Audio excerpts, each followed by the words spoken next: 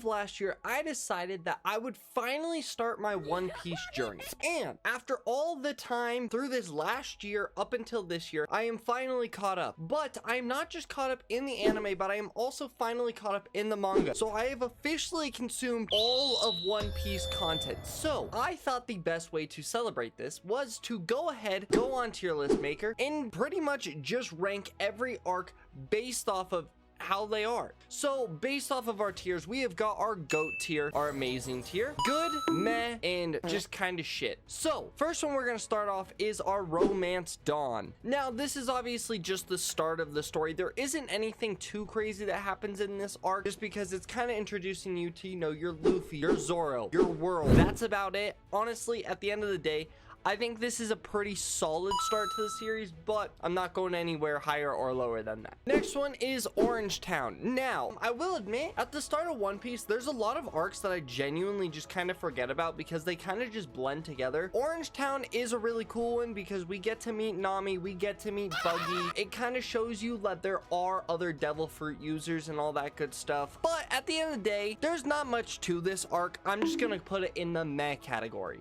Next is the Syrup Village arc. I don't really love this arc. It is a good way because you get to meet Usopp, who I genuinely think is the most annoying character in the series, but they did a good job introducing him. I thought I was gonna like him a little bit more, but I just ended up not. But at the end of the day, I'm gonna put this one in just kind of shit. Also because the Black Cat Pirates, honestly completely forgot about them, so at the end of the day, I think that's a pretty fair spot to put it. The next is the Baratier arc, or the arc where we get to meet Sanji, we get to learn about the Grand Line, and honestly I really like this arc because it really shows you just how terrifying the Grand Line is, and they built it up to this insane thing that it's like these guys aren't even gonna be able to survive on it. This thing is the most dangerous thing in the world, and honestly I really like that idea. But at the end of the day, I'm gonna put it as good, also because we did get introduced to Sanji, and right off the bat he does seem like he's gonna be a sick character. Next is the Arlong Park arc. Now this is the arc where you genuinely start realizing like you're either going to like One Piece or you're not. That's kind of what this arc is, and it just gives me enough to keep going. And honestly, this has some amazing moments. Like we all know the Luffy giving his hat to Nami is easily one of the best things in the entire series. But I do have a few issues with it because the Arlong Park, people kept comparing it to like the Chunin exams of Naruto, and it just didn't live up to that hype for me personally. I think it's a great arc, but I think it deserves a solid good. I don't think it deserves the amazing or GOAT where I think a lot of people would put it. Next, we've got the Logtown arc, and I'll be honest, I completely forgot about this arc. I don't even really remember what happens in this arc. I think we get introduced to Smoker and Dragon, and maybe is Garp in this? I don't remember. Genuinely, there's nothing about this arc that I remember, so I'm gonna just put it in the kind of shit category. The next is the Reverse Mountain arc. We get to meet Laboon, who's one of my favorite characters in the series. And honestly, overall, this is one of my favorite arcs pre-time skip because it doesn't feel like a whole lot happens, but when you're looking back on it now, it's one of the better arcs, I think, pre-time skip. So I'm gonna put this one in amazing. Also just cool because it really shows you that the world is not just revolving around Luffy. Like there's a bunch of other things happening in the same span. Next is the Whiskey Peak arc. I'll be honest, this is another one that I just kind of forgot about, so I'm just gonna put in the kind of shit. I genuinely, if you were to ask me what happened in this arc, I don't think I could tell you anything.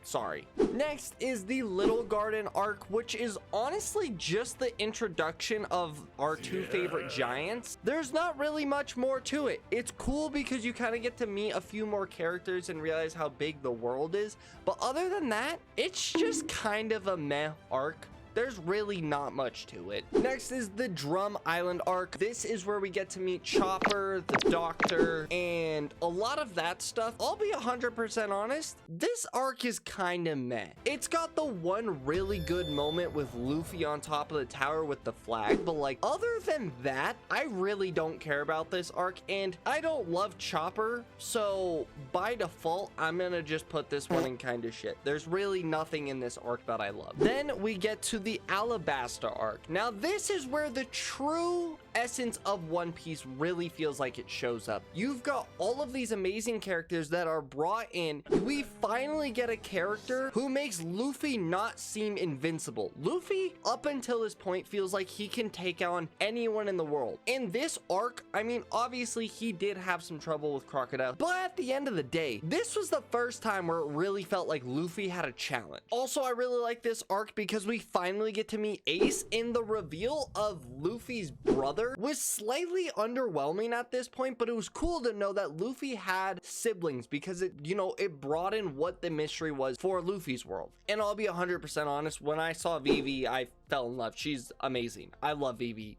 through and through. I'm gonna put it at the top of amazing for right now. There's definitely later arcs in this that are just leagues above Alabasta, but for pre-time skip, I would say that this is the best arc there is. Then we've got the Jaya arc, which I'll be 100% honest, I genuinely thought that this was part of Skypiea for the longest time. I did not realize that Jaya and Skypiea were 2 arcs. I thought Jaya was just the intro into Skypiea. So, other than the fact that we have to deal with the annoying ass Bellamy and we get to kind of see Blackbeard, which was really cool because when you first meet Blackbeard, it's like another character that is also trying to fulfill their dreams, which is cool because you didn't really see that up until then. But I personally really like this arc, but like I said, it's just an intro to Skypiea. So I'm just gonna put it in meh because it's just not great. Then we've got Skypiea, easily the most controversial arc in I think all of One Piece, because if you ask anyone who's been watching One Piece, you ask like, is there anything that I need to worry about or skip? People will tell you to skip Skypiea. I was told to skip Skypiea 2 or 3 different times, but I would agree with that up until like the most recent chapters, because everything that was in Skypiea that was just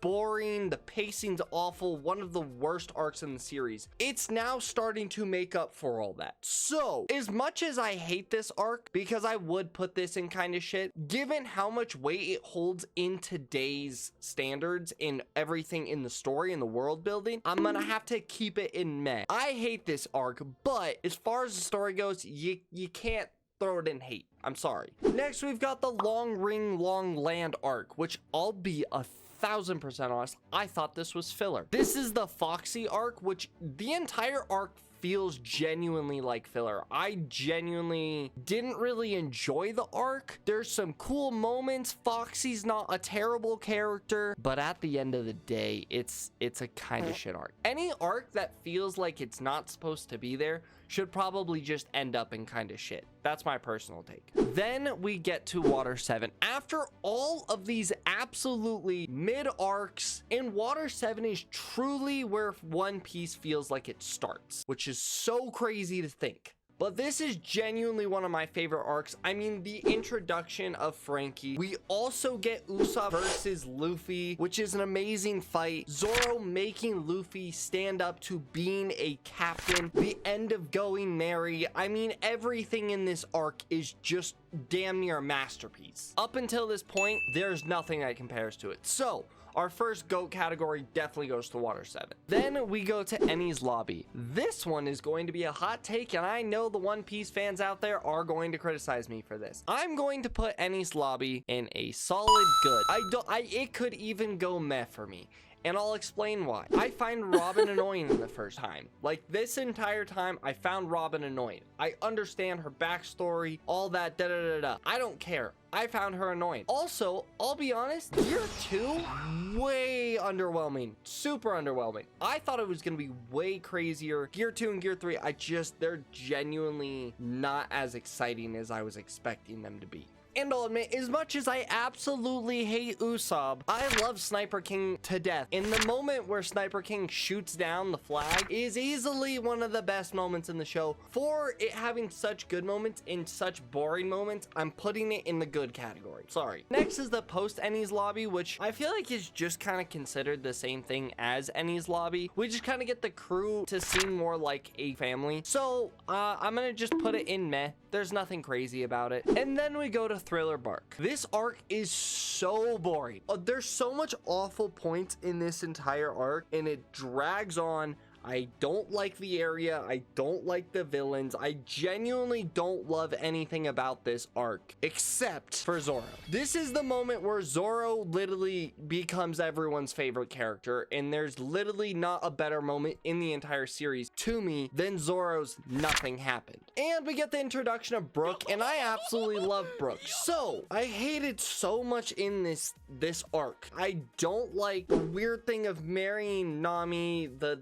kind of weird sexual scenes in it, the body switching, Usopp's bullshit victory. There's so much shit that's wrong with this arc, but it arguably has the best scene in the entire show, and it has one of my favorite characters in the show. So with those, I'm gonna put it in amazing. If you got rid of Zoro's moment from that arc, this is going as one of the worst arcs in the series. And then we get to Sabaody. Easily, I would say a top 3 arc, top 5 arc in the entire series. I mean, literally from the start to the end of it, it is non-stop adventure, action, world building. This is exactly what you want out of a One Piece arc. You've got new characters that show up and they bring everything that you could need. We got the celestial dragons in the best punch in the entire show. We get to meet Rayleigh, who's one of my favorite characters in the show. And there's so much little things that go into this that just are so good. And then it ending with meeting characters like Kizaru and Kuma and just showing how different of a level is that Luffy is was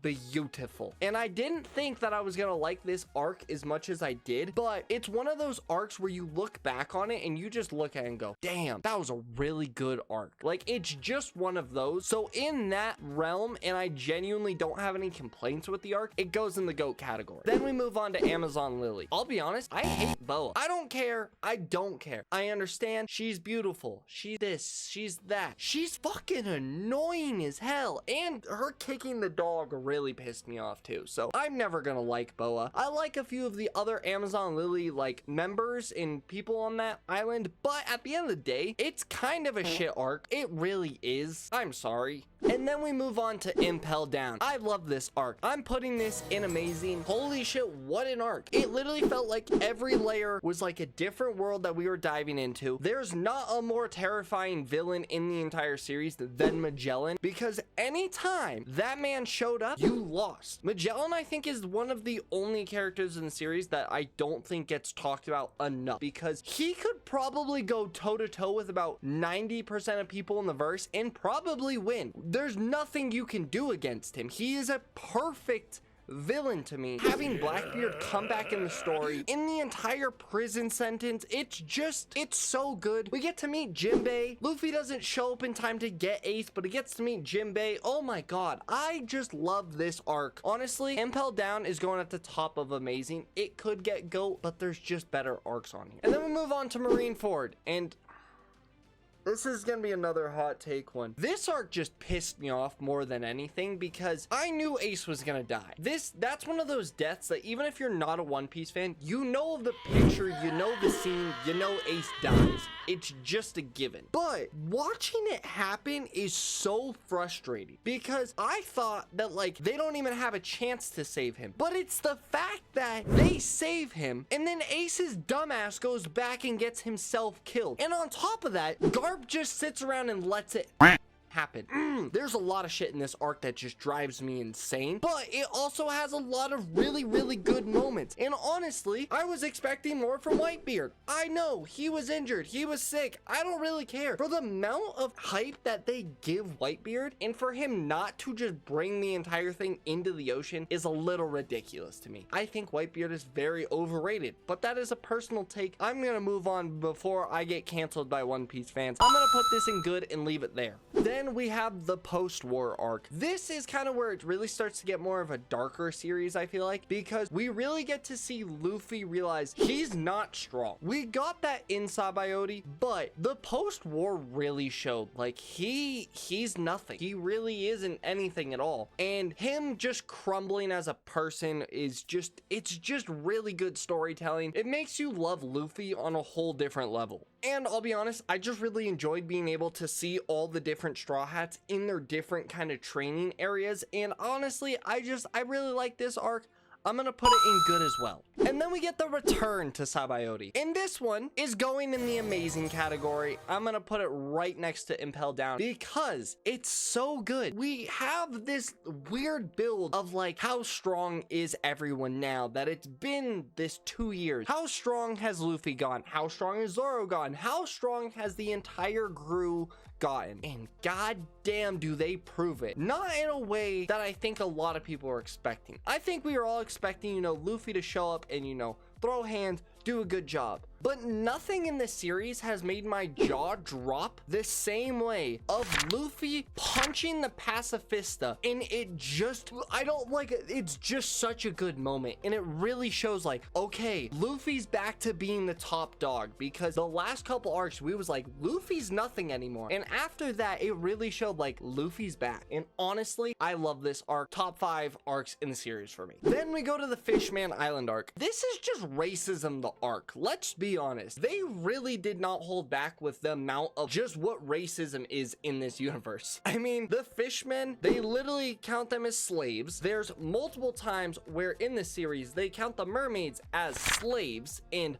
property. It's just a very like intense arc, and honestly, I hate Vanderdecken, I hate Hordy Jones. I don't love this arc, but it has a lot of good moments. But at the end of the day, I'm gonna just put this in a meh. It could go higher, but I'm not gonna do that. Then we go to Punk Hazard, which isn't really an arc in my opinion. It kind of feels like a gateway into Dressrosa. It was great seeing Law back. Law's one of my favorite characters in the series, so seeing Law come back in the story was really cool. Kinnymon was a very interesting, weird character to start with. I was really hoping when we got to Punk Hazard and there was this build up for how the land was lava and ice and all of that. And to this day, I'm still hoping that we can get a full-on combat fight for that. And honestly, this arc is just kind of meh. If Law wasn't in this arc, I don't think I would enjoy it at all. We're gonna put it right there for right now. We'll organize it all at the end. Then we move on to Dressrosa. And this is one of the weirdest arcs in the series for me because people hype this arc up more than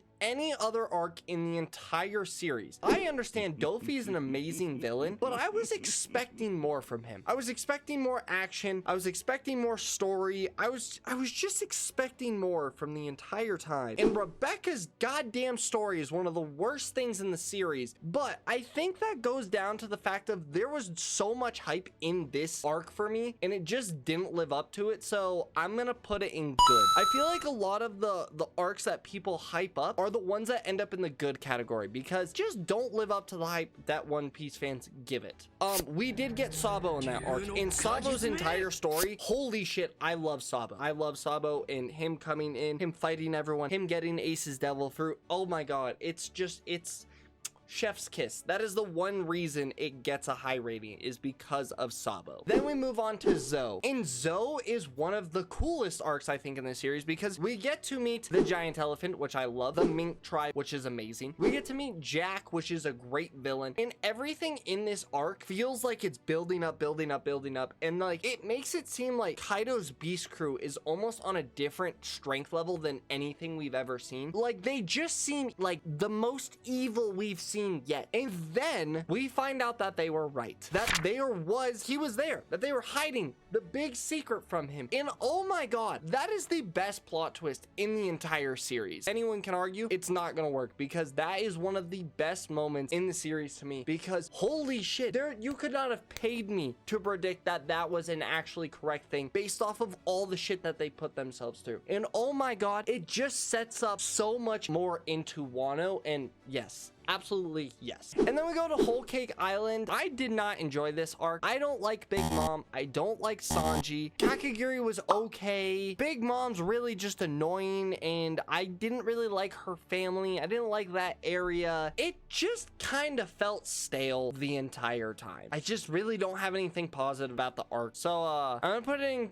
honestly, because of Luffy's fight, we're gonna put it in meh, but at the end of the day, it's not that great. And next we've got the Reverie, which honestly, I think if I was a longtime One Piece watcher, like if I had started this when it was Romance Dawn or any of those, and I started the series when it came out, and I finally got to see all these characters that I've been waiting years and years to see again, I think this would hold a lot more weight to me. But I binge watched it, so this arc didn't really do anything for me. Like there wasn't anything in the Reverie that really stood out to me, and it kind of does feel like for the older fans. It doesn't really feel like if you're a new fan that it makes sense to even worry about. But once again, seeing Saba, really cool. So once again, you're gonna go in mid though. It's just kind of mid. And then we move on to Wano. Wano is easily the best arc in the entire series. You can't argue that. You can try, but Wano is the best arc in the series as of right now. Like, Wano is this one thing that has built up the entire show. There's never been a point where it felt like not something interesting. They built up Wano to be this grand, insane place, and it lived up to it. In Kaido versus Luffy, amazing. Zoro versus Killer, amazing. The Smile Fruits, oh my god. The deaths, oh my god. Literally everything in this is just like chef's kiss. I love this arc. There's not anything in this arc that I can complain about. I have no issues with it through and through. And then we move on to the last arc, which is Egghead. Now, I'm gonna go into manga spoilers for this, so if you are an anime watcher only, please stop the video and just click on. I don't want to spoil anything for you, so you have 3 seconds. 3, 2, 1. Here we go. I'm on chapter 116. I'm pretty sure that is the most recent chapter. There might be 117 or 18 by the time this comes out. But holy shit. This arc has been everything that I've been wanting for so long. We've got the 5 elders showing up. We've got Gear 5 at its peak. We have got Zoro being a badass. We've got the entire Straw Hat crew being badasses. We finally get more and more history based off of the Void Century. Vagapunk telling the world the secrets of the world. Oh my god, this is the most captivated I've been in the entire show, I think, maybe other than Wano, because I am literally, anytime the new chapter is dropped, I'm literally like waiting for it to download, and as soon as it does, I read it within like 20 seconds, and then I reread it because there's so much stuff that's happening, and I genuinely believe that this is what's going to make One Piece the best show possibly ever. I think One Piece for me currently is in my top 5. With this arc, it's going to top 3 really quickly, and it's really hard to say that as a Naruto fan, but this arc is a masterpiece. It's going and go. I don't know if it's better than Wano for me yet, but I promise you, once we get the animation for seeing these 5 elders versus Gear 5 and seeing the robot get up, oh my god, I am so excited. If you are a One Piece fan and you have been watching the series, please comment down below what is wrong with my ranking, because I know you One Piece fans love to tell me when I'm wrong. But I hope you guys enjoyed. I do want to do some more One Piece content in the future, just because I am now officially caught up, so I feel like I can now actually start saying my opinions on these things, which is great. I love it. Even though One Piece fandom is easily the most toxic fandom in the world, but I absolutely love the series. It's great. I am so thankful to all the people who told me I need to watch this series, because god damn it, you were right. I don't want to admit it, but god damn it, you guys were right. I'll see you guys in the next one. Peace. Bye.